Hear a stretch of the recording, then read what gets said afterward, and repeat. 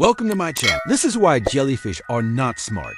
They drift around using nerves, not a brain. Yet they've been around for 500 million years. That's longer than any other animal on this planet. Sea stars don't have a brain either. All they have is a nerve ring. But they're still able to regrow entire arms if they lose one. Sea cucumbers are even weirder. They filter sand for food, and some of them can eject their insides to scare off predators. Flatworms are just as strange. You can chop one up into pieces, and each piece will grow into a new worm. But sponges are the smartest of them all. They have no brain or nerves, yet they're able to filter out the oceans of the world. So the question is, are these animals smart or just weird survivors? You decide in the comments. This has been your host. See you next time.